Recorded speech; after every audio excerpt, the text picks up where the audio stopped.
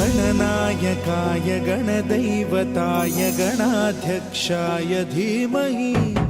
गुणशरीराय गुणमण्डिताय गुणेशानाय धीमहि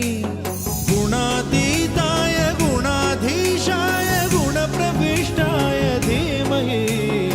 एकदन्ताय वक्रतुण्डाय गौरीतनयाय धीमहि